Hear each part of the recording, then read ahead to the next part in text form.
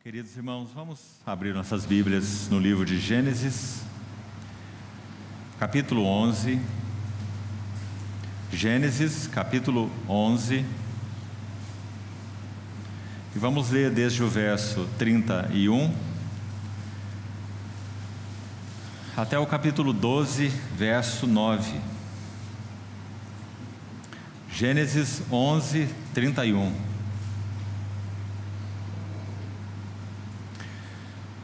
Tomou Terá a Abrão seu filho, e a Ló, filho de Harã, filho de seu filho, e a Sarai sua nora, mulher de seu filho Abrão, e saiu com eles de Ur dos Caldeus, para ir à terra de Canaã. Foram até Harã, onde ficaram. E havendo Terá vivido 205 anos ao todo, morreu em Harã.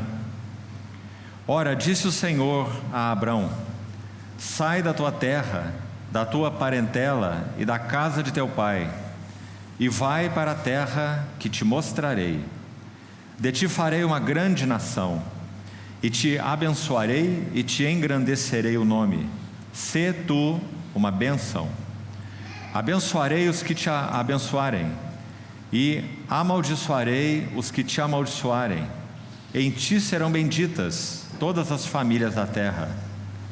Partiu, pois, Abrão como lhe ordenara o Senhor, e Ló foi com ele. Tinha Abrão 75 anos quando saiu de Harã. Levou Abrão consigo a Sarai sua mulher, e a Ló filho de seu irmão, e todos os bens que haviam adquirido, e as pessoas que lhe acresceram em Harã. Partiram para a terra de Canaã e lá chegaram. Atravessou Abrão a terra até Siquém, até ao carvalho de Moré. Nesse tempo os cananeus habitavam essa terra. Apareceu o Senhor a Abrão e lhe disse: darei à tua descendência esta terra. Ali edificou Abrão um altar ao Senhor que lhe aparecera. Passando dali para o monte, ao oriente de Betel, armou a sua tenda, ficando Betel ao ocidente e Ai ao oriente. Ali edificou um altar ao Senhor e invocou o nome do Senhor. Depois seguiu Abrão dali, indo sempre para o Neguebe. Vamos ainda a dois textos, ainda no Velho Testamento, no segundo livro das Crônicas, capítulo 20, verso 7. Porventura, ó nosso Deus, não lançaste fora os moradores desta terra de diante do teu povo Israel, e não a deste para sempre à posteridade de Abraão, teu amigo? Ainda há uma referência em Isaías, capítulo 41,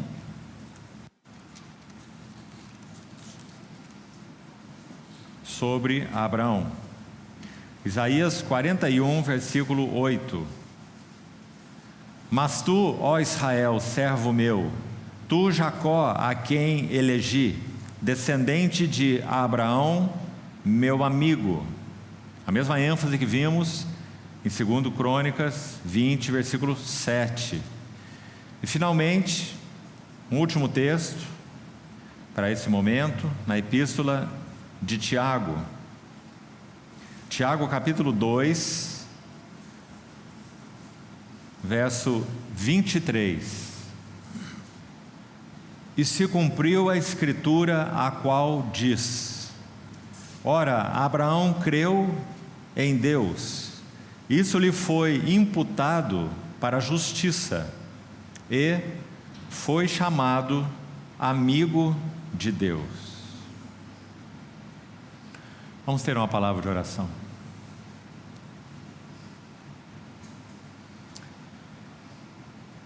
Querido Pai Celestial, com imensa gratidão em nossos corações, nós te louvamos por recebermos do Senhor a oportunidade de abrirmos Tua Palavra nesses dias juntos. Muito obrigado por podermos nos reunir debaixo do precioso nome do Teu amado Filho. Nossa súplica a Ti é que o Senhor abra os olhos do nosso coração, para que não apenas tenhamos algumas informações históricas ou bíblicas, mas que o Senhor impacte os nossos corações com a Tua revelação e a Tua presença. Sê conosco, Senhor, nesses dias. Particularmente oramos por esse tempo, nesta noite. Por Tua graça, abre o céu sobre nós. Nos revela a Tua palavra. Nos fala ao íntimo do coração, tanto pessoal quanto coletivamente. Ensina-nos, admoesta-nos, ajusta-nos aos sentimentos e interesses do Teu coração. Nos dispomos nas Tuas mãos, Senhor. Te pedimos que nos cubras com Teu nome vitorioso e preserve entre nós um ambiente genuinamente espiritual. Para louvor da Tua glória, te pedimos em nome de Jesus. Amém. Amados irmãos, graças ao Senhor por podermos reservar esses dias, nesse fim de semana, embora conciso, intenso. Teremos 6 períodos de compartilhamento. Esperamos o Senhor que realmente Ele tenha por sua de falar claramente aos nossos corações, como indivíduos, como famílias, como igreja. Se nós fôssemos colocar debaixo de um tema, e vamos fazer isso, tudo que nós compartilharemos nesse final de semana, a parte particularmente então que me toca do meu encargo, eu colocaria sobre o tema Diur a Moriá, a testemunha e o testemunho de Deus. Por que esse título? Diur a Moriá, nós temos a história dos tratos de Deus com Abraão. Por que gastarmos tempo com esse assunto? Por muitos motivos. Primeiro que nós lemos 3 textos das Escrituras, Crônicas, Isaías e Tiago, você os tem aí, onde essa expressão amigo de Deus é aplicada particularmente a Abraão. É claro que o Senhor, por sua graça, Ele teve muitos amigos, tanto no Velho quanto no Novo Testamento, ou seja, pessoas que realmente andaram com Deus. Enoque andou com Deus, Noé andava com Deus, essas são as referências sobre esses 2 homens, por exemplo. Mas interessante que explicitamente apenas Abraão é chamado de o amigo de Deus. Isso nós vimos 2 vezes no Velho Testamento e uma vez testificando o assunto no Novo Testamento. O texto do Novo Testamento, Tiago 2,23, também nos ajuda a entender um pouco da carga que nós temos para esse final de semana. Você prestou atenção que em Tiago 2,23, em 2 pequeninos textos, coloquemos assim, toda a história de Abraão está resumida. Nós podemos dizer que o início da jornada e o final da jornada de Abraão estão em Tiago 2,23. Quando é dito assim: Abraão creu em Deus e isso lhe foi imputado para a justiça.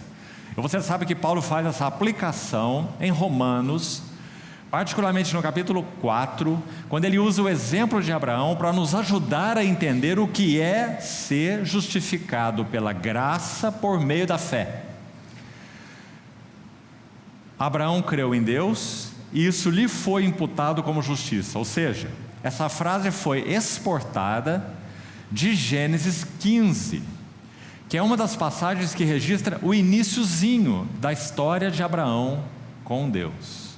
Abraão creu em Deus, quando Deus lhe fez a promessa: sai da tua tenda, olha para os céus, quantas estrelas se é que podes, assim será a tua descendência. Aquela passagem interessante do capítulo 15 que viremos a estudar posteriormente em outro dia. Quando isso aconteceu, o Espírito Santo registra que Abraão creu, ou seja, ele lançou-se sobre essa palavra, creu em Deus. É isso que significa crer. Ele colocou todo o seu coração, toda a sua confiança, toda a sua expectativa sobre a palavra de Deus, já que Abraão não tinha filhos. Nesse mesmo texto de Gênesis 15, ele pergunta ao Senhor: como eu serei teu herdeiro? Como o Senhor me dará a herança se eu nem tenho filhos? e o herdeiro da minha casa é o meu servo mais velho, o Damasceno Eliezer. Capítulo 15 de Gênesis.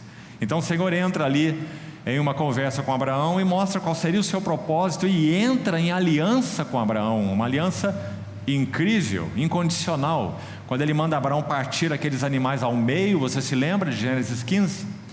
Então Abraão aguarda até o fim da tarde, dorme, e então aquela tocha de fogo, aquele fogareiro fumegante, passam por meio daqueles pedaços e selam uma aliança incondicional de Deus com Abraão.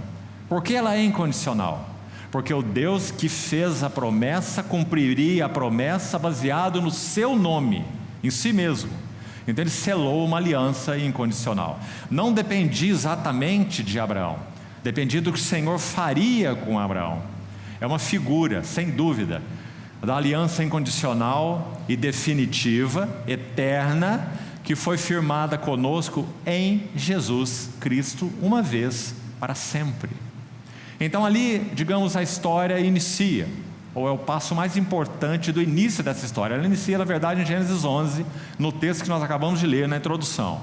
Mas em Gênesis 15 nós temos o primeiro passo, digamos, mais claro, uma visitação de Deus explícita, longa, no capítulo 15 de Gênesis, onde o Senhor então faz aquela promessa a Abraão, de descendência, e sela a aliança com Abraão.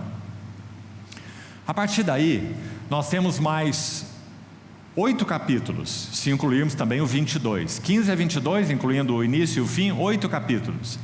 Em Gênesis 22 nós temos um outro Abraão, assim podemos dizer. Observe que esse panorama introdutório que estamos fazendo é para que você vá captando essas coisas, para que sejamos ajudados depois no passo a passo, quando entrarmos no caminho. Quando chegamos então ao final da jornada, chegaremos lá no último dia, se o Senhor permitir. Abraão está em Moriá. Qual palavra descreveria Abraão em Moriá? Tiago 2:23. No passo inicial, Abraão creu em Deus e isso lhe foi imputado para justiça, justificação pela graça por meio da fé. Gênesis 15. E, Tiago vai continuar, foi chamado amigo de Deus. Particularmente, Gênesis 22. Quando ele oferece no último altar que ele edifica na sua história com o Senhor. Foram 4 altares. Esse será o tema de nosso irmão que irá compartilhar a palavra junto comigo nesse período que teremos. Vida de altar e de tenda. Abraão edificou 4 altares na sua jornada com o Senhor, e isso nos fala muitíssimo. Vida de altar e também vida de tenda. No último altar que Abraão edificou, o 4º, Gênesis 22, ele coloca o seu filho, Isaque. Ou seja, esse é o altar da adoração, esse é o altar da maturidade, esse é o altar que consuma a fé de Abraão. Como Tiago usa a expressão, a fé de Abraão se consumou, palavra usada por Tiago também. Então Abraão veio sendo trabalhado por Deus até Moriá, e em Moriá a fé se consumou, ou seja, tudo que Deus havia dito a respeito de Abraão seria então finalmente realizado. Preste atenção, agora não apenas porque Deus assim decretou e assim prometeu, escute isso por favor com atenção, mas também porque agora Deus tinha um vaso adequado na terra. Abraão, um vaso adequado na terra. Queria citar para os irmãos uma frase de um servo do Senhor de muita beleza e importância, para quem sabe você também guardar e memorizá-la aí no seu coração, sobre essa questão do vaso adequado para o uso do Senhor, como nós vemos em Abraão. Esse irmão disse assim: quando a situação da igreja, ou mesmo de uma vida pessoal, quando a situação é de desvio intenso e de tragédia, Deus, pela sua graça, intervém soberanamente. Quando a situação, então, repetindo, é de desvio e tragédia evidentes, intenso, Deus, por sua graça e por amor ao seu nome, intervém soberanamente. Mas, escute esse mas, Ele não seguirá adiante depois dessa intervenção soberana e graciosa, ele não seguirá adiante até que encontre vasos adequados na terra. Você viu a importância dessa frase? Deus busca vasos adequados na terra. Embora ele pudesse fazer tudo sozinho, porque ele é soberano e todo-poderoso, ele criou os céus e terra com uma palavra. Pela fé entendemos que foi o universo formado pela palavra de Deus. Hebreus 11. De maneira que as coisas que existem, que aparecem, vieram a existir de coisas que não eram. Deus é todo suficiente, mas Ele determinou que Ele não trabalharia só. Ele separaria vasos na terra, adequaria os vasos, forjaria vasos que respondessem aos seus interesses. Irmão, irmã, você não acha isso algo simplesmente maravilhoso? Ele poderia fazê-lo sozinho, ele poderia fazer com instrumentos angelicais, mas ele não faz. Ele faz com instrumentos humanos, homens e mulheres fracos e vulneráveis como nós. Desde que ele encontre caminho nos vasos para adequá-los ou para forjá-los. Então o que nós iremos estudar nesses dias? A forja de Deus. Mas não é simplesmente a forja de Deus sobre um homem. Nós poderíamos estudar José, nós poderíamos estudar Samuel, nós poderíamos estudar Davi, poderíamos estudar Jacó, por exemplo, e veríamos forjas maravilhosas em todos esses homens, certo? Por que nós temos a carga de estudar Abraão? A testemunha e o testemunho de Deus. No Novo Testamento, não é Davi, não é José, não é Samuel e não é Jacó, que são chamados de o pai da fé. E nós também não somos chamados de filhos de Davi, nem filhos de Jacó, nem filhos de Samuel, nem filhos de José. Nós somos chamados de filhos de Abraão. Porque o trabalho que Deus fez em Abraão é um estereótipo daquilo que Ele irá realizar em todos os que são filhos espirituais de Abraão, ou seja, os filhos da fé. Já que os seus filhos naturais não tem nada a ver conosco. Seus filhos naturais estão lá naquela terra chamada Israel, não é? Que não tem nada a ver com os propósitos de Deus para a igreja e não é o nosso assunto. Israel não é nosso assunto. Nosso assunto é a igreja e os propósitos eternos de Deus. Então os filhos da fé são a descendência espiritual de Abraão.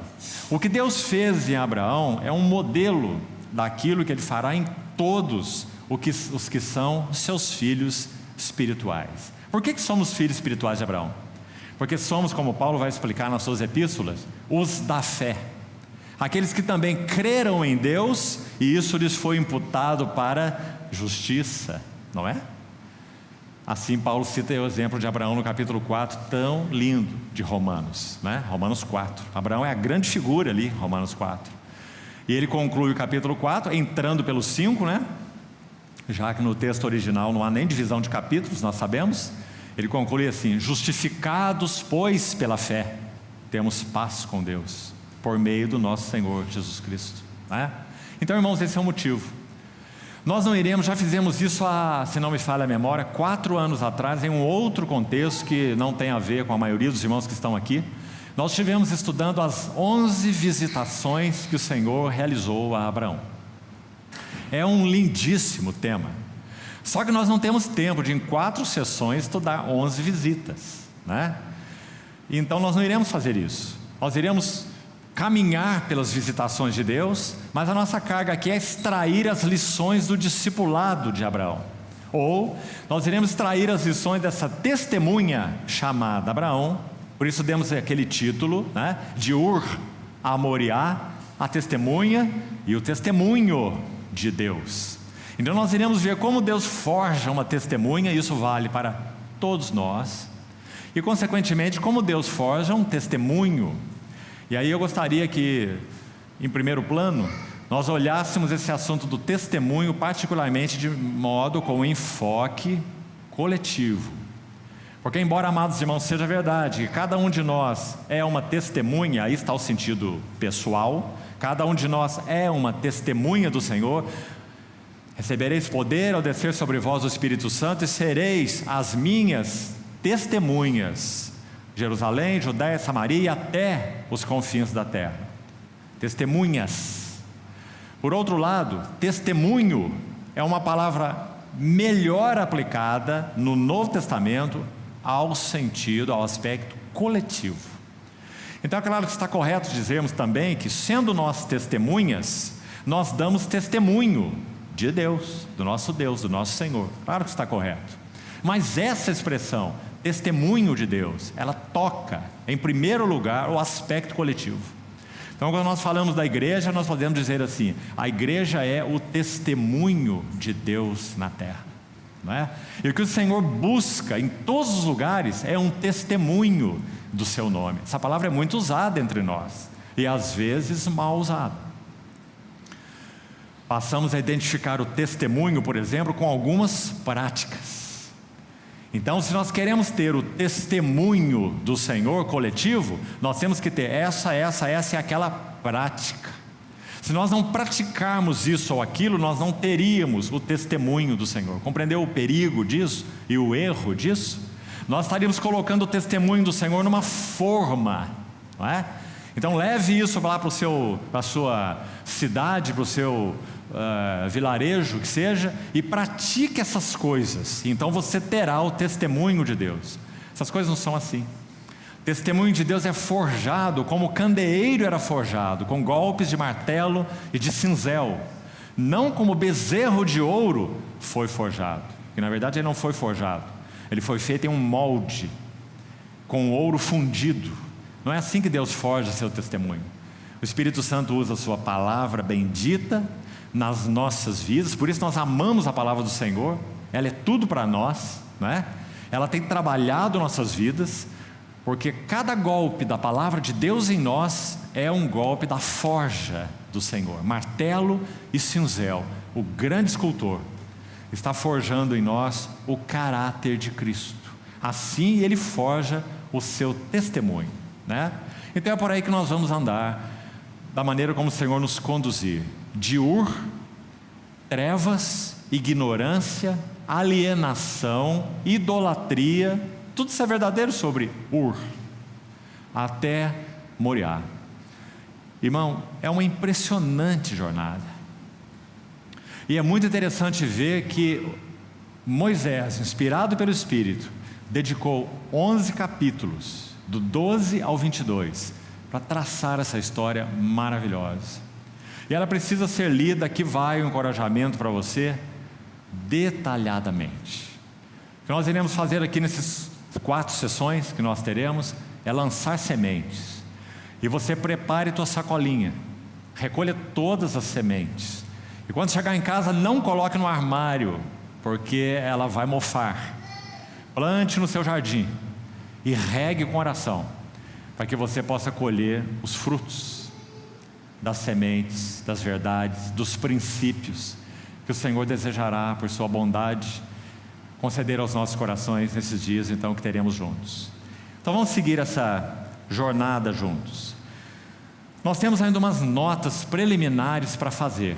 Você já tem o texto aberto aí, os textos que nós vemos na introdução, e nós já vamos fazer então essas notas preliminares. Primeira, importantíssima também, então por favor guarde aí. O testemunho de Deus, e lembre-se que então estamos usando aqui o termo no sentido coletivo em primeiro lugar. O testemunho de Deus, se fôssemos colocá-lo numa equação, digamos assim, nós faríamos essa equação assim: testemunho de Deus igual a intimidade com Deus mais representatividade de Deus. Deixa eu tentar explicar isso.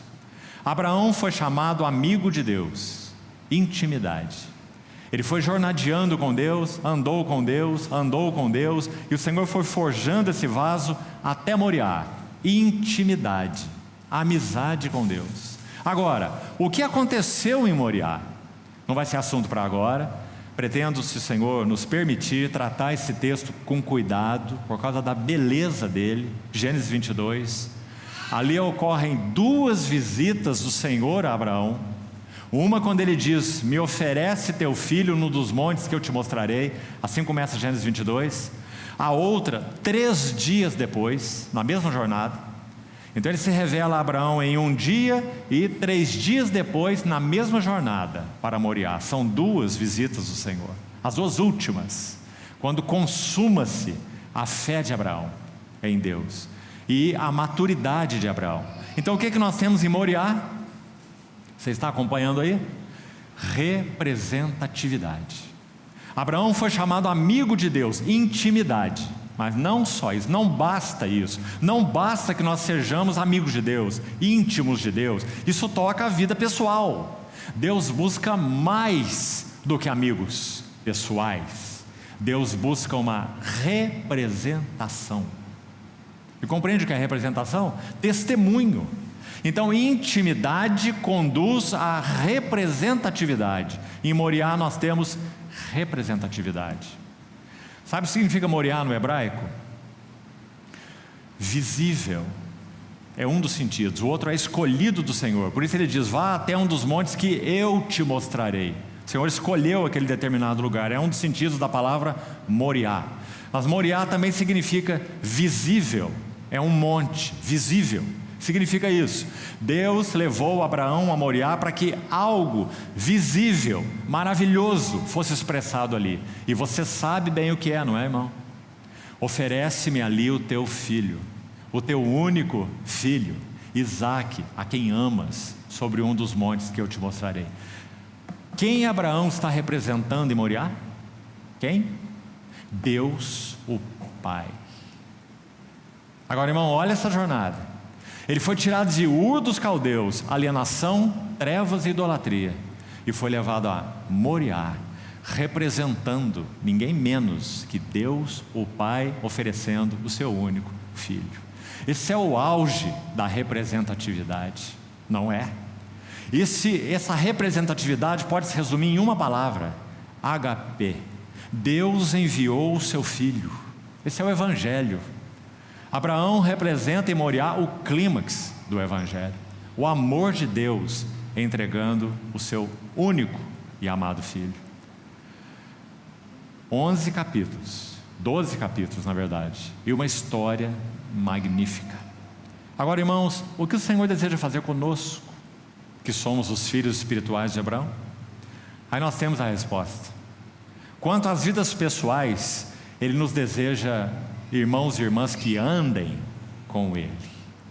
Intimidade. Amigos de Deus. O que o Senhor disse para os seus discípulos em João 15?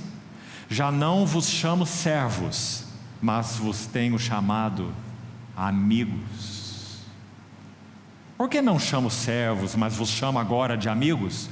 Porque tudo que eu recebi do meu Pai, eu vos tenho dado a conhecer.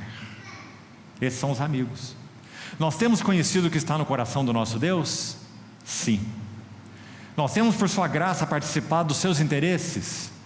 Se podemos dizer sim, amém. Nós temos conhecido os segredos do seu coração? Salmo 25. A intimidade do Senhor é para os que o temem, aos quais Ele dará a conhecer a sua aliança.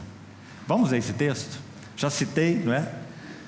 Mas você ficar olhando para mim assim, como quem nunca viu o texto, não é bom. Abra sua Bíblia para você ver a beleza desse versículo então. Salmo 25, 14. Olha o que está escrito aí. Salmo 25, 14. A intimidade. Salmo 25, 14. Intimidade também significa, no texto original, segredo, conselho. Olha essa ideia de segredo, que linda. De quem você conhece segredos? Você conhece algum segredo de alguém que não seja íntimo teu? Impossível, não é? Só se o segredo for revelado, não é? Nós só conhecemos segredos dos íntimos, não é? Então, o segredo do Senhor, a intimidade do Senhor é Para todos, não. Para a estes, ele dará a conhecer a sua aliança. Lindo versículo. Então, amados irmãos, quanto às nossas vidas pessoais, nós temos sido chamados para sermos amigos de Deus. Intimidade. Irmão, que doce chamamento. Para onde nós iríamos? Para quem iremos nós? Só tu, disse Pedro. Que tipo de vida nós viveríamos hoje, quem sabe? Se é que estaríamos vivos, não é? Se nós não tivéssemos pela graça termos sido chamados para sermos os seus amigos. O chamamento que nosso pai espiritual, chamemos a ele assim, não é? Autorizados pelo Novo Testamento, o pai da fé, o chamamento que ele teve, nós tivemos. A fé que ele teve, nós temos. Cremos em Deus e isso nos foi imputado para a justiça. E agora nós estamos na forja, na jornada, para que também sejamos chamados amigos de Deus, pessoalmente e coletivamente, Deus possa ter representatividade, ou possa ter testemunho. Quando o mundo olhar para esse povo, o mundo tem uma pergunta: qual é o remédio que esse povo usa para viver o tipo de vida que vive? Feliz na doença, na tribulação, no problema, na privação, na angústia, na dor. Um povo que adora, um povo descansado, um povo que tem paz, um povo que tem alegria sempre no Senhor, uma alegria que não é tocável, não sofre interferência de coisas. Amados irmãos, isso é testemunho de Deus. E é isso que Ele tem buscado forjar em nós. Que o Senhor alcance mais de nós, mais do seu testemunho entre nós. Então, sigamos com algumas notas preliminares ainda. Se conseguirmos terminar hoje só com essas notas, já será uma grande coisa. Então, o primeiro assunto aí é essa equação que nós colocamos. Testemunho de Deus é igual a intimidade mais representatividade. Segunda nota preliminar. Abra sua Bíblia aí de novo, por favor, em Gênesis. Veja como o capítulo 15 começa. E aqui o que vamos fazer é o seguinte: nós vamos marcar, porque a Bíblia marca. Isso não é então aleatório, não é escolha nossa. A Bíblia o faz, você vai ver. Nós vamos colocar os dois marcos que dividem a história de Abraão em três. Preste atenção. E esse marco, ele acontece com as seguintes palavras. Gênesis 15, verso 1. Abra, por favor. Você está vendo essa frase? Depois destes acontecimentos. Viu aí? Depois destes acontecimentos, veio a palavra do Senhor a Abraão. Essa frase, depois destes acontecimentos, marca a primeira etapa da história do Senhor com Abraão. Qual é essa etapa então? De Ur dos Caldeus até Gênesis 15, quando ele chama Abraão para fora da tenda, diz: olha para o céu e entra em aliança com Abraão. Você vai ver aí, olha aí Gênesis 15 a partir do verso 12. O Senhor entra em aliança com Abraão. Então, do capítulo 11:31 que nós vemos, finalzinho do capítulo 1, quando Terá sai com Abraão de Ur dos Caldeus, né? Até Gênesis 15 nós temos a primeira etapa. Guarde aí, faça esse marco aí, por favor. E esse marco então está grafado na frase: depois destes acontecimentos. Onde ele aparece mais uma vez, essa mesma frase. Abra, por favor, agora Gênesis 22. Como já falamos, final da história de Deus com Abraão, Moriá. Veja como esse capítulo começa: depois dessas coisas, certo? A mesma expressão. Nós só temos essa expressão duas vezes: Gênesis 15, 1 e Gênesis 22, 1. Então nós temos ela aqui e aqui, Gênesis 15, Gênesis 22. Mas a história de Abraão começou em Gênesis 11. Então o marco de Gênesis 15 e o marco de Gênesis 22 dividem a história de Abraão em 3 etapas. Está correto isso? Então, de Gênesis 11 até Gênesis 15, nós vamos dar um nome para essa primeira etapa. Se você quiser, anote aí. Essa etapa se chama chamamento. E aqui Abraão terá a sua fé despertada. Então é importante você fazer um esboçozinho aí, para quando caminharmos nesses temas, você vá ajustando as peças, né? Vai te ajudar bastante. Então, de Gênesis 11, repetindo, até Gênesis 15, chamamento de Abraão, e temos a sua fé despertada. Agora, de 15 a 21, a etapa do meio, 15 ao final do capítulo 21, nós temos a aliança de Deus com Abraão e temos a fé de Abraão disciplinada. Então, o primeiro período, chamamento e fé. O período, aliança e fé disciplinada. Nós vamos ver quando estudarmos. E o último período está todo em Gênesis 22, capítulo todo, né? Já dissemos que ali tem 2 revelações de Deus a Abraão, ou 2 visitas, né? Então, a palavra cruz para esse capítulo. Claro, Moriá, o último altar. Então nós temos chamamento, aliança e cruz, certo? Cada palavra para um período. E temos fé despertada, temos primeiro período. No segundo, temos fé disciplinada. A grande disciplina de Deus para Abraão está de 15 a 21, nesses capítulos. E por último, então, nós temos a fé consumada, no capítulo 22, quando ele leva o seu filho para Moriá. Fé despertada, fé disciplinada e fé consumada. Então guarda essas coisas aí como uma nota preliminar. A terceira nota preliminar já citei aqui, só para constar aí nas suas referências. Deus visita Abraão 11 vezes. Guarde isso também, irmão, por favor. É muito linda essa história. Primeira visita, Ur dos caldeus. Última visita, Moriá. Das trevas para o testemunho. Da idolatria para a adoração do Deus vivo. Que história. 11 visitas. Agora, por que 11 visitas? Será que o Senhor não poderia fazer 3 ou 4, resolver o assunto com 3 visitas? Quem sabe com uma, não é? Não. Por que não? Porque Ele está forjando vasos. E os vasos não são forjados com um único golpe.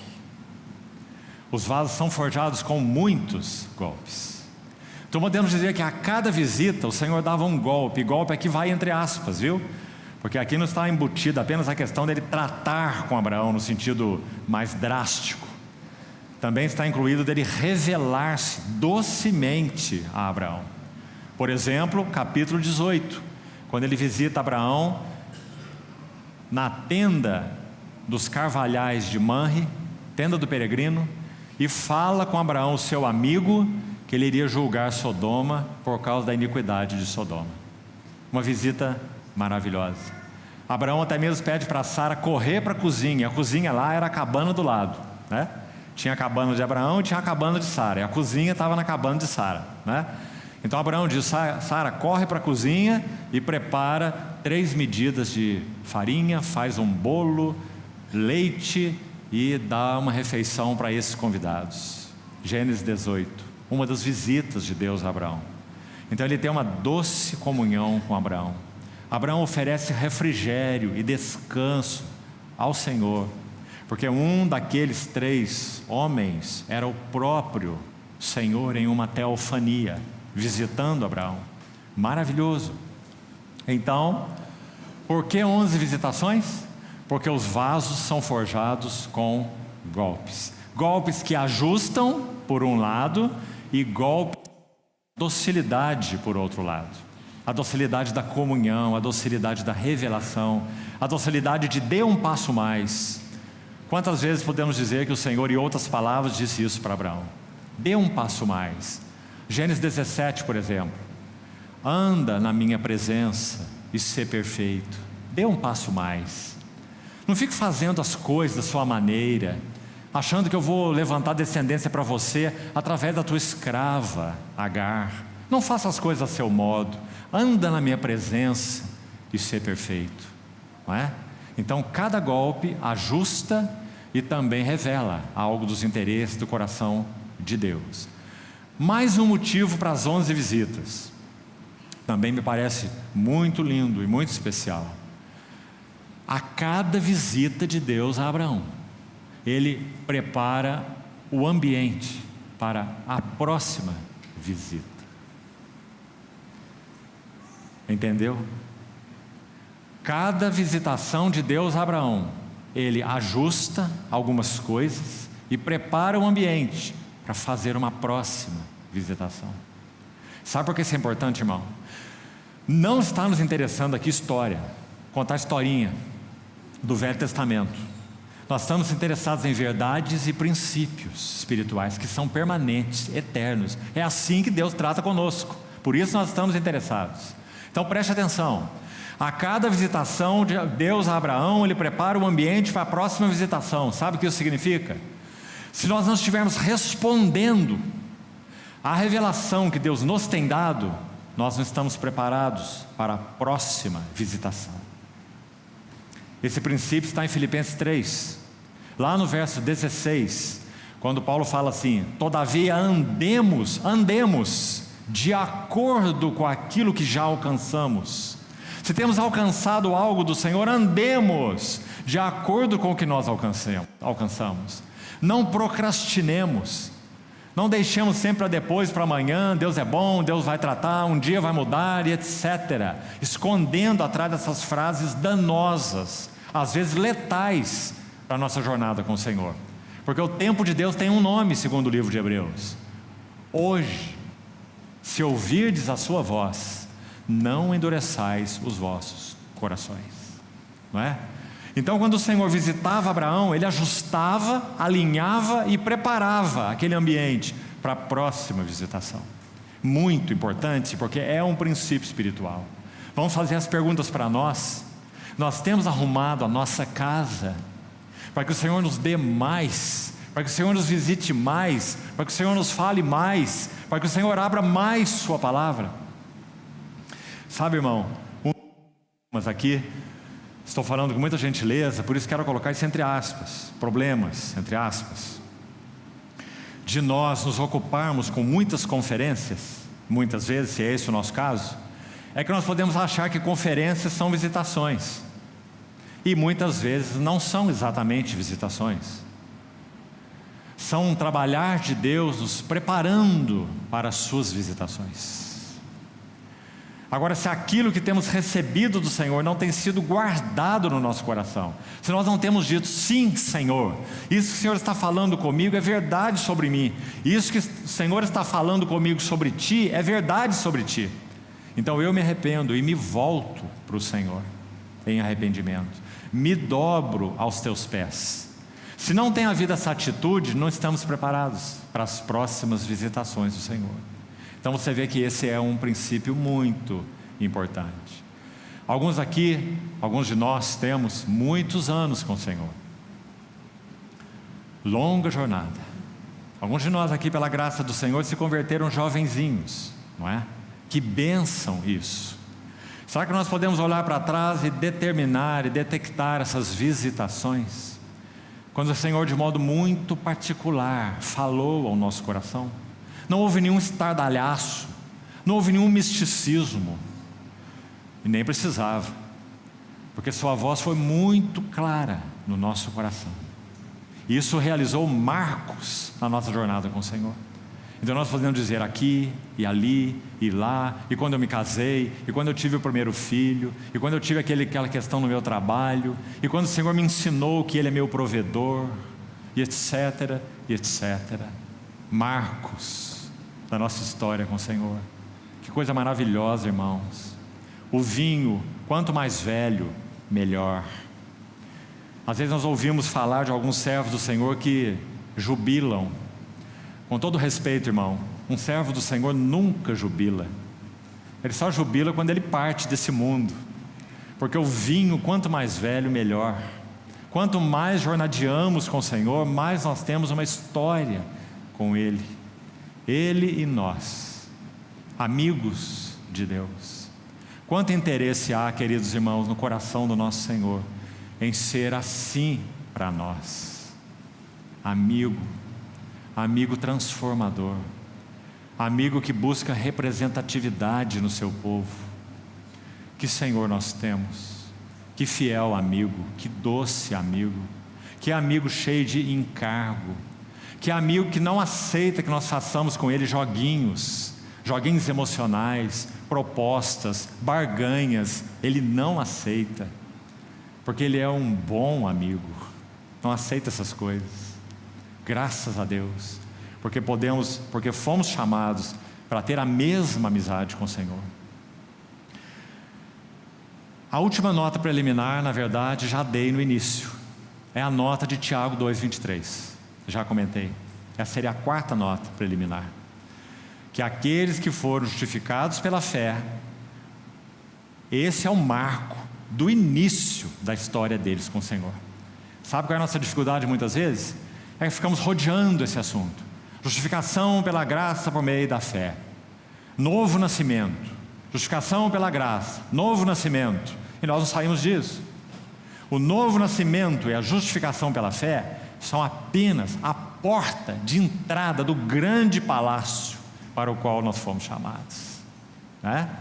Então nós temos que entrar nele, deixar o limiar. Graças a Deus pelo limiar da porta. Sem essa porta nós não entraríamos. A justificação pela graça por meio da fé foi a grande verdade pregada por Martinho Lutero, e até antes dele, pelos pré-reformadores, não é? Mas irmãos, nós estamos vivendo 500 anos depois da reforma. Muitas outras verdades maravilhosas o Senhor já revelou à sua igreja, que Lutero jamais conheceu, e que Calvino nem sonhava com elas. Nós as temos conhecido pela revelação do Senhor, porque Deus segue com seu trabalho na história. Ele não está parado no século XVI. Deus segue com seu trabalho, com seu testemunho nessa terra. Não é assim? Então, amados irmãos, não paremos em verdades específicas, seja ela a justificação pela fé, novo nascimento ou qualquer outra que você queira, quem sabe até a santificação pela fé, não é? E sermos designados, como foram alguns em séculos anteriores, de irmãos do plano mais alto, que pregam as verdades da santidade do plano mais alto. Isso também já aconteceu 200 anos atrás, né? Que o Senhor nos leve avante em função daquilo que Ele nos tem dado nessas últimas décadas. Quantas coisas o Senhor tem nos falado sobre a centralidade de Cristo, sobre o eterno propósito de Deus em Cristo, sobre a natureza, vida e serviço da igreja, sobre o que significa o testemunho do Senhor, não é? Sobre mesmo a segunda vinda do Senhor. Veja que esses irmãos reformadores pouquíssimo falaram sobre a segunda vinda do Senhor. Lá nas Institutas de Calvino você tem esse tema, mas vá lá para você ver. Uma escatologia tão básica, tão fundamental. Lutero quase nada falou. Então, quanto mais o Senhor nos tem dado nesses 5 séculos que se passaram, né? Isso vale para qualquer verdade específica na nossa jornada com o Senhor. Não fiquemos circulando em torno de verdades específicas como se elas fossem o todo. Vamos equilibrar verdade com verdade, verdade e mais verdade, palavra e mais palavra, para que possamos avançar de modo equilibrado, né? Essas são as notas introdutórias. Agora nós temos ainda algum tempo e nós vamos fazer isso voltando para o capítulo 12 de Gênesis. E nós vamos fazer algo aqui, queridos irmãos. Nós vamos ver, panoramicamente é claro, as 3 primeiras revelações que o Senhor Deus deu a Abraão. Se você quiser chamar de visitação, como nós falamos, estará muito bem. Foram visitações mesmo, né? Mas eu queria focar aqui em alguns aspectos da revelação que Deus deu a Abraão nessas visitações específicas aí. Então vamos lá. A primeira delas está em Gênesis 11:31, que nós já lemos na introdução. Tomou Terá Abrão seu filho, e a Ló, filho de Arã, filho de seu filho, e a Sarai, sua nora, mulher de seu filho Abrão, e saiu com eles de Ur dos Caldeus. Você está vendo aí? De acordo com esse versículo, quem saiu de Ur dos Caldeus? Terá, não é? O pai de Abraão. Você está vendo? Terá, está escrito, tomou Terá a Abrão, e saiu com eles de Ur dos Caldeus. Só que esse verso de Gênesis, digamos assim, ele é genérico. Ele está falando como que a história se processou. Abraão estava lá em Ur, na casa do seu pai, nós sabemos por causa de Gênesis 12, né? Ele estava morando com o seu pai, na casa do seu pai. Então, por causa do seu pai, na linhagem aí, é claro, não é? Natural, o seu pai tem o seu filho dentro de casa, junto com a esposa dele, a nora dele, o Terá, o pai de Abraão. Então, quando a história é narrada, é dito, o Terá seria o cabeça da família, né?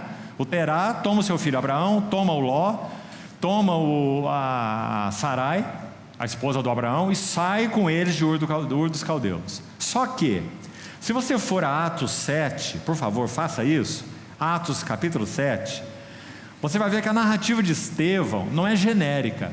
A narrativa de Estevão é específica. Então ele vai dizer algo que acrescenta a Gênesis 11, que nós não temos em Gênesis 11:31.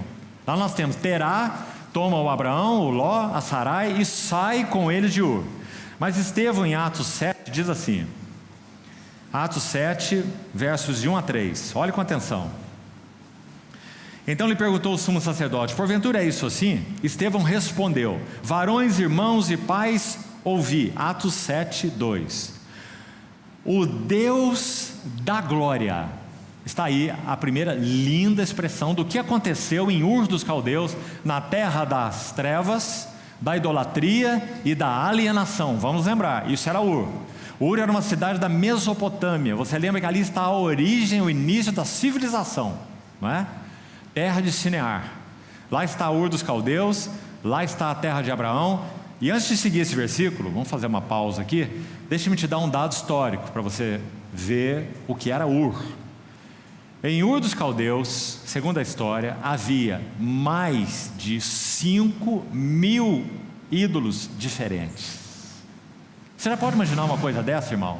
5.000 ídolos, ou deuses, vamos colocar assim entre aspas. Você pode escolher o que você está precisando, não é? Do que você está tendo necessidade. Vai lá aquele Deus, invoca aquele Deus que ele vai te conceder, né? Essas trevas de ignorância, de politeísmo, de idolatria. Lá estava Terá, o pai de Abraão. E tem mais um detalhe histórico. A história vai dizer que a família de Abraão manufaturava ídolos. A família de Abraão manufaturava ídolos. Então, no meio dos 5.000, tinha um que era o principal. Sempre tem, né? Tem o mais forte. E no caso de Ur, eles deram um nome para ele, parecido com o da cidade. Talvez tivesse relação com o próprio nome da cidade. E esse Deus, que não é Deus, se chamava Urki. E ele era adorado como o Deus Lua. Interessante que os egípcios adoravam o Deus Sol, né? O Ra. No caso de Ur, era o Deus Lua. E o nome dele era Urki. Esse era o preferido deles. Lá estava Abraão e a sua família. De lá, o Senhor o chamou. Como? Vamos voltar para o texto? Atos 7:2. O Deus da glória apareceu a quem? Está escrito aí? A Terá, o pai de Abraão? Não. A nosso pai Abraão. Então o que nós podemos concluir? Que Gênesis está errado? Que Moisés não foi inspirado pelo Senhor quando escreveu lá aquilo que ele escreveu? Claro que não. Estevão, pelo Espírito Santo, está especificando que a revelação de Deus não foi a Terá, que a revelação de Deus foi a Abraão. E como Abraão vivia com a sua esposa e com o sobrinho Ló, que era órfão, que perdeu seu pai, chamado Arã, todos na casa de Terá, então Gênesis menciona, por causa do patriarca, Gênesis menciona que esse patriarca chamado Terá saiu com toda essa familhona aí, não é? Porque o Deus da glória se revelou a Abraão. E aí nós temos essa frase tão linda então. Você quer ver por que ele é tão bonito? Vou só citar para você, se quiser anote aí. 2 Coríntios 4, versos 4 a 6. Sabe o que diz lá? Nos quais o Deus deste século cegou o entendimento dos incrédulos, para que lhes não resplandeça a luz do Evangelho da glória de Cristo, o qual é a imagem de Deus. Porque foi Deus que disse: de trevas, esse é Abraão em Ur, resplandecerá a luz. E Ele mesmo quem? Deus. Ele mesmo resplandeceu nos nossos corações. Para o que Ele resplandeceu nos nossos corações? Para nos justificar pela fé apenas, nos salvar do inferno, nos fazer seus filhos? Não. Ele resplandeceu nos nossos corações para a iluminação do conhecimento da glória de Deus na face de Jesus Cristo. Não é um maravilhoso versículo? Por que o Deus da glória apareceu a Abraão? Para a revelação da glória de Deus na face de Cristo. E por isso ele levou Abraão até Moriá, onde ele veria a glória de Deus na face de Cristo. Aquela maravilhosa experiência em Moriá, maturidade, fé consumada, né? Então está aí a primeira visita de Deus a Abraão, a primeira revelação. Trevas, ignorância, incredulidade, alienação. E o Deus da glória se revela. Nosso querido irmão, que hoje já está com o Senhor, Christian Shen, eu ouvi várias vezes dizer assim: quando você tem o sol do meio-dia, o sol a pino, e você tem 5.000 velas acesas, para que essas velas servem? Para nada, porque o sol está a pino. Você pode acender 100.000 velas, elas não resultarão em nada, porque o sol está a pino, não é? Em Ur dos caldeus havia mais de 5.000 pequenas velas, deuses que não são nada, não há deuses, não é? Até que um dia o sol a pino, o Deus da glória, se mostrou a Abraão. E o assunto foi definido. Agora Abraão simplesmente responde à revelação de Deus, de altar em altar. E o que significa altar? Número 1, consagração. Número 2, adoração. Abraão foi caminhando de consagração em consagração, e de adoração em adoração, até adorar no Monte Moriá. Aquele capítulo maravilhoso. Irmãos, essa é a nossa história. Deus da glória também se revelou a nós, e nós também, pela graça dele, temos respondido à sua revelação. De altar em altar, de tenda em tenda, consagração e adoração. E tenda fala do quê? Peregrinação. Não fincamos raízes nessa terra, porque aguardamos a cidade que tem fundamentos. Hebreus 11, da qual Deus é o arquiteto e edificador. Então, essa foi a primeira visita. Agora, vamos terminar o texto de Atos 7, que não concluímos ainda. 7:2. O Deus da glória apareceu a nosso pai Abraão. Olha o que é dito aí. Quando estava na Mesopotâmia, Ur, antes de habitar em Harã. Ele disse 2 verbos: sai, é o primeiro, da tua terra e da tua parentela, e o outro verbo, nunca podemos perder a importância dele: vem para a terra que eu te mostrarei. Quando o Senhor nos chamou, Ele não só disse sai, e acho que nós saímos de muita coisa, não é? Alguns estão saindo até hoje, não é? Mas Ele também nos disse vem, porque a ênfase está no segundo verbo. Nós poderíamos sair disso, sair daquilo. Alguns saem, por exemplo, de alguns contextos onde consideram inadequados, contextos cristãos até, não é? E acham que é uma grande coisa terem saído. A grande coisa não é sair, a grande coisa é para o que saiu, ou mais especificamente, para quem saiu. Hebreus 13 diz assim: saiamos a ele, fora do arraial, levando o seu vitupério. Lembra-se de Hebreus 11? Às vezes nos gloriamos só com o sair, não é? Eu saí do arraial, aquele outro arraial, saímos do arraial. E antes do arraial tem uma palavra: saiamos, pois, a ele, fora do arraial. Há grupos de irmãos que saíram de diversos contextos, e alguns estão perdidos até hoje, porque não saíram a ele, não saíram para ele, não saíram por ele, não saíram com foco nele. Que importante, irmão. Sai e vem para a terra que eu te mostrarei. Vem para a terra. Que terra é essa? Canaã. É uma figura do quê? Das riquezas inescrutáveis de Cristo. Saiamos a ele. Então está aí essa primeira linda lição, na primeira visita de Deus a Abraão. Agora você conservou aí Gênesis 11, por favor, volte para lá rápido, Gênesis 11, e você vai ver que quando nós chegamos a Gênesis 12, olha aí sua Bíblia, por favor. Disse o Senhor a Abraão: sai da tua terra, da tua parentela. Vamos parar aqui. Essas palavras, sai da tua terra e da tua parentela, nós já encontramos em Atos 7:2. Queria que você fosse bem cuidadoso aí, para você ver que não é a mesma visita do Senhor, já é a segunda. A primeira foi onde, que nós já vimos? Em Ur dos caldeus. A segunda foi onde? Gênesis 12:1, em Harã.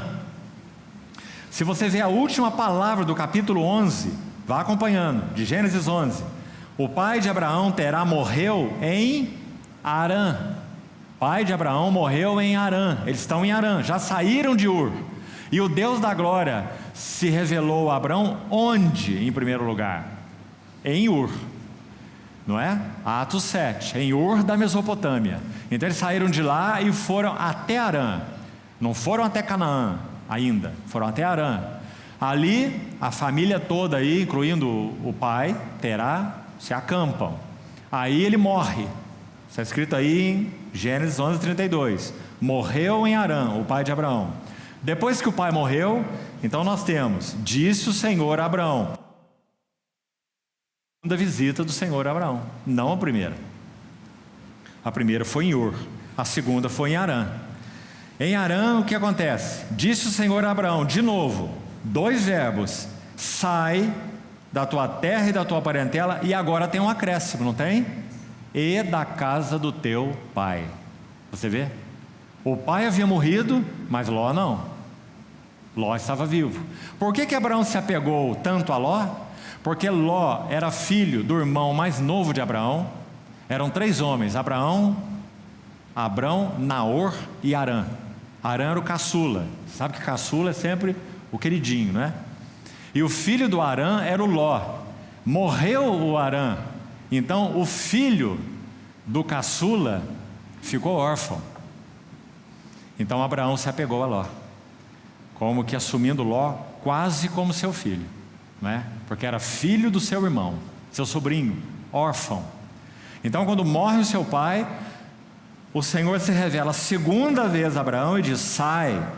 Agora diz: sai da terra, que já havia dito, sai da tua parentela, que também já havia dito, e sai da casa de teu pai.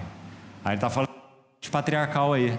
Ele está querendo que Ló fique para trás, mas Abraão não entendeu ainda, ele vai entender mais à frente, né?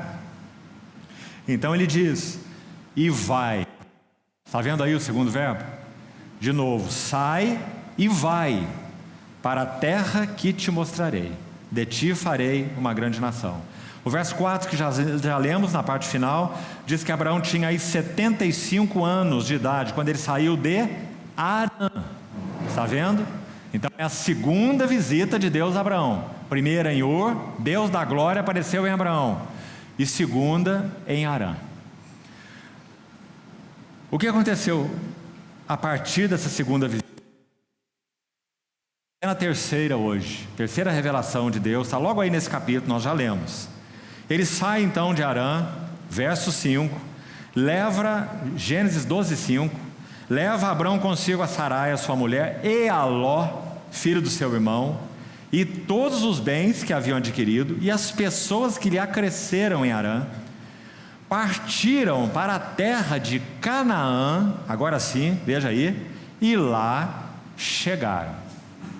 Agora aqui um detalhe bonito e importante: Abraão não sabe que ele está na terra de Canaã. Compreendeu que interessante? A terra de Canaã é uma figura de Cristo. Abraão já está na terra que será dele, mas ele não sabe. Não é para ele saber agora. O Senhor tem ainda que revelar algo mais para ele, tem que trabalhar algo mais nele, tem que separar ele de Ló, para então ele ficar sabendo que aquela terra que ele está já é a terra que o Senhor daria a ele. Isso virá mais para frente. Irmãos, espiritualmente falando, o mesmo acontece conosco muitas vezes. O fato de estarmos em Cristo, e nesse caso nós sabemos que estamos em Cristo, né? É o que a Bíblia nos diz com toda clareza, estamos em união com Cristo pela fé. Mas o peregrinar na terra, o conhecer a terra, nas palavras de Gênesis 13, amanhã chegamos lá, a palavra de Deus para Abraão foi assim: percorre a terra, percorre, no seu comprimento, na sua largura, norte, sul, leste, oeste, percorre essa terra, porque tudo isso eu te darei. É isso que nós estamos fazendo hoje, espiritualmente falando. Nós já fomos unidos com Cristo pela fé lá quando nós cremos nele, pela graça de Deus, unidos a ele. E agora nós estamos percorrendo a terra de Dan a Berseba, do Jordão ao Mar Vermelho, ao Mar Mediterrâneo, ao Grande Mar. Percorre a terra, espiritualmente falando. Conhece o Cristo de riquezas insondáveis, o Cristo que te foi dado, o Cristo de Deus, o único Cristo. Isso resume a nossa jornada cristã. Então, sigamos. Partiram para a terra de Canaã e lá chegaram. Atravessou Abraão a terra até Siquém. Chegamos na terceira visita e já vamos concluindo. Então, primeira, em Ur, Deus da glória apareceu a Abraão. De trevas resplandecerá a luz. Ele resplandeceu nos nossos corações para que sejamos iluminados para conhecer a Deus, a glória de Deus na face de Cristo. Essa é a interpretação sobre a primeira visita que Paulo dá em Coríntios. Tão linda, é a nossa história espiritual. Depois ele vai até Harã, não entrou ainda em Canaã. Ali o seu pai morre. Qual lição que nós aprendemos ali? Como disse, nós não vamos estudar as 11 visitas, nós não temos tempo, vamos recolhendo alguns princípios. Quando o pai de Abraão morre em Harã, Deus está começando, guarde isso aí para você pensar e orar. Deus está começando a tratar com Abraão na questão das afeições naturais. Afeições naturais. Nosso Senhor em Mateus 10 vai ensinar tudo sobre isso. E vai dizer assim: quem ama o seu pai ou a sua mãe mais do que a mim, não é digno de mim. Quem ama seu filho ou sua filha mais do que a mim, não é digno de mim. Afeições naturais. A coisa bonita que existe nesse assunto é que quando as nossas afeições são focadas no nosso Senhor Jesus, nós então amamos essas pessoas, essas relações do modo adequado. Quando Cristo não é o centro das nossas afeições, nós podemos amar essas pessoas de modo inadequado, e frequentemente amamos de modo inadequado. Amamos de modo possessivo, dominante, equivocado, de muitas maneiras equivocadas. Temos muitas vezes nessas pessoas, seja pai, filho, mãe, irmão, o que for, fontes de sustento para nós, enquanto deveríamos aprender que nós só temos uma fonte de sustento, não é? Então, irmão, o Senhor inicia o trato com relação às afeições naturais aí, quando o pai de Abraão morre, não é? E o Senhor renova o seu chamado. Observe que em Harã, Ur, a primeira visita, Harã, a segunda visita, e Siquém, já vamos ver aí para concluir, é a terceira visita. Ur, Harã e Siquém, 3 primeiras visitas. Em Harã não houve revelações novas do Senhor para Abraão, não é? Não houve, até que seu pai morresse. O Senhor se revelou a Abraão em Ur, o Senhor se calou em Harã, até que o pai de Abraão morresse. Depois que o pai de Abraão morreu, Deus se revelou a Abraão e disse: sai da tua terra, da tua parentela, da casa do teu pai e vai para a terra que eu te mostrarei. Ele renova o chamado. Tratou Abraão com relação às afeições inadequadas para com seu pai. Tratou Abraão com relações inadequadas para com o seu sobrinho Ló, nós vamos ver amanhã. Tratou Abraão com relações inadequadas com seu filho Isaque. Terá, Ló e Isaque, pai, sobrinho e filho. Deus tratou Abraão nas 3 relações, porque as 3 estavam inadequadas. Você percebe isso, querido irmão? O que Abraão então deveria fazer? Odiar seu pai, não ter nenhuma atenção com seu sobrinho, né? Detestar seu filho? É isso, irmão? Claro que não. Ajustar o coração de Abraão em todas essas relações. O seu pai teve o seu fim. O seu sobrinho deveria se separar dele, e foi o que aconteceu. E o seu filho foi para o altar, Isaque, e foi restituído a ele, Abraão. Mas agora de maneira completamente diferente. Quando chegarmos lá nós vamos ver. Quero adiantar uma coisa para você, quem sabe para você já ir orando sobre isso. Quando Abraão coloca o seu filho, primeiro foi o pai, depois foi o sobrinho, agora é o filho. Quando ele colocou o seu filho no altar, sabe o que aconteceu? Quando Abraão se apega a Isaque inadequadamente, ele coloca toda a sua confiança na promessa de Deus que Isaque significava. Em Isaque será chamada a tua descendência. Assim Deus tinha dito para Abraão: em Isaque será chamada a tua descendência. Isaque é o tesouro. Se não houver Isaque, não tem nada. É em Isaque que vai ser chamada a tua descendência. E Abraão coloca seu coração ali. Esse é o meu tesouro, o meu Isaque. Em Isaque será chamada a minha descendência. E o que Deus faz quando pede que Isaque vá para o altar? Escute isso, irmão. O Deus que fez a promessa está muito acima do filho da promessa. Quando Abraão desce de Moriá, então podemos dizer que o Deus que fez a promessa, ele se interpôs entre o pai da fé e o filho da promessa. Entendeu essa frase?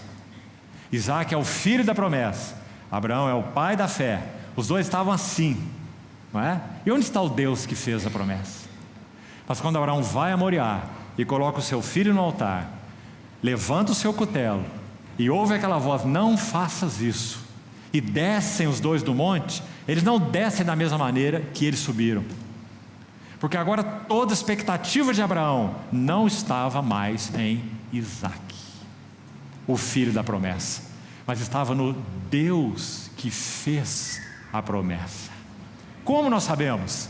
Por causa de Hebreus 11, que diz que quando Abraão levanta sua mão contra o seu filho, ele sabia que Deus era poderoso até para ressuscitá-lo dentre os mortos. Ou seja, se Isaque morre, em quem Abraão vai confiar? No Deus que fez a promessa, ou no Deus que ressuscita os mortos e chama à existência as coisas que não existem. Não é maravilhoso, amado irmão? Então assim é nas nossas relações. O Deus da promessa quer se colocar entre nós e todas as nossas relações humanas, marido e mulher, pais e filhos, irmãos e irmãs, todas as nossas relações, para que nós tenhamos nele a única âncora e refúgio, e então as relações possam ser ajustadas em torno dele. Graças ao Senhor, que ele encontre caminho para fazer isso em nós. Então, terminando, mais 5 minutos, nós damos o último passo. Está aí, verso 6, vamos voltar, Gênesis 12, 6. Atravessou Abraão a terra até Siquém. Está vendo aí Siquém? Que lindo significado. Siquém no hebraico significa isto aqui: ombros de Deus. Sabe por que ombros de Deus? Siquém fica no centro da terra de Canaã. Ombros de Deus. Quando Abraão chega em Siquém, nós temos essa figura linda. Aí ele nem sabia disso, ele nem sabe que essa terra é Canaã, como nós falamos, ainda não. Ele vai saber no capítulo 13, mas ele já está nos ombros de Deus e não sabe. Mas não tem que saber, é Deus que tem que saber, não é? Que ele está nos seus ombros. Siquém. E o que acontece em Siquém? Vamos lá, para terminar. Atravessou a terra até Siquém, até o carvalho de Moré. Nesse tempo, os cananeus habitavam essa terra. Primeira coisa que aconteceu em Siquém. Segunda coisa, já vamos voltar aí, olha o verso 10. Havia fome naquela terra. Ou seja, Abraão está passando por 2 testes. Quando ele chega aí, no centro da terra de Canaã, ele está em Siquém, no verso 6. Ele está entre Betel e Ai, no verso 8, olha lá, passando dali para o monte ao oriente de Betel, armou a sua tenda, ficando Betel ao oriente, Ai ao ocidente, e ali edificou um altar. Já temos 2 altares aqui, um altar no verso 7 e outro altar no verso 8. Então edificou um altar ao Senhor. Então temos Siquém, Betel, Ai, todas essas terras aí estão no centro da terra de Canaã. Aí está Abraão. Ele tem 2 testes para enfrentar aí. Vamos ser ajudados de novo em termos de princípios espirituais e na nossa experiência espiritual. Olha só, primeiro teste, verso 6. Nesse tempo os cananeus habitavam essa terra. Inimigos, batalha espiritual. Ou seja, Abraão mal entrou na terra. Como nós falamos, ele nem sabe que ele está na terra, não é assim? E ele já está enfrentando cananeus. E cananeus, nós sabemos, são figuras dos nossos inimigos espirituais. Em particular esse que se chama o eu, mas também aponta para outras coisas, o mundo, a carne, o próprio diabo, não é? Batalha espiritual. O Senhor levou Abraão para Canaã, ele nem sabe que é Canaã, mas ali ele já encontra cananeus, os inimigos. Então, irmãos, outra verdade extremamente importante. Quem sabe antes de conhecer o Senhor, sua vida era, entre aspas, né? Só entre aspas, um sossego. Mas depois que você conheceu o Senhor, sua vida se tornou uma batalha espiritual, não é? Porque é assim que é. Primeiro teste, o início da batalha espiritual. Agora, há um segundo teste. E o segundo teste está no verso 10. Havia fome naquela terra. Amado irmão, todas as vezes que de alguma maneira Cristo, e temos que dizer assim porque não há outra maneira de expressar, quando de alguma maneira Cristo não estiver sendo suficiente para nós, não porque Ele não é suficiente, mas porque a nossa experiência dele é pequena e limitada. Todas as vezes que Cristo não estiver sendo suficiente para nós, essa experiência se chama fome, espiritualmente falando. E a questão é, o que nós fazemos na fome? Se nós achamos que Cristo não está nos suprindo, não está nos suprindo espiritualmente, não está nos suprindo afetivamente, não está nos suprindo externamente, inclusive, não é? Emocionalmente, em todos os sentidos, se Cristo não tem sido o nosso suprimento, não por causa de Cristo, mas por causa da nossa limitada experiência, o que nós fazemos? Sabe o que Abraão fez? Desce ao Egito. E o Egito é uma figura do mundo, buscando se descedentar no mundo. Sabe o que aconteceu no Egito? Para resumir a história, Abraão prosperou no Egito. Sabe por quê? Porque ele mentiu que Sara era sua irmã. Em outras palavras, ele diz: minha esposa, você é linda demais, e a hora que eu descer para o Egito com você, eu vou ter problema, por causa da sua beleza. Eles vão querer me matar para ficar com você, que é minha mulher. Então você diz que é minha irmã, que vai ser o contrário. Eles vão me abençoar, me tratar bem, por causa de você. Então é dito que Abraão prosperou no Egito. Veja o perigo, irmão. E teve até escravos e escravas. Sabe quem é uma delas? Agar. Agar é uma escrava egípcia. Abraão, quando saiu do Egito, ele trouxe Agar. E você sabe o que vai acontecer depois com Agar e Abraão. foi o que Abraão trouxe do Egito. Irmão, todas as vezes que nós descemos ao Egito, nós traremos sequelas. Nós traremos agares do Egito. Compreende?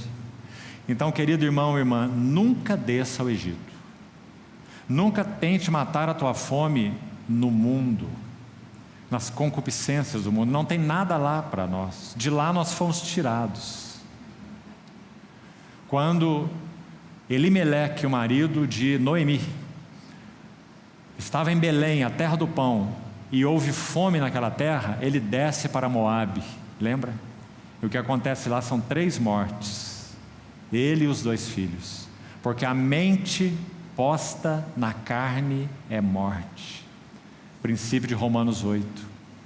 E Abraão foi para o Egito e experimentou morte, como nós vimos, trouxe até a Agar de lá, com tudo que ela significou depois. Então está aí a terceira visitação do Senhor. O Senhor, no verso 7, Siquém, apareceu o Senhor a Abraão e lhe disse, está vendo aí? Mais uma palavra do Senhor, mais uma revelação, mais uma visitação, é a terceira: darei à tua descendência esta terra. Ali edificou Abraão um altar ao Senhor que lhe aparecera.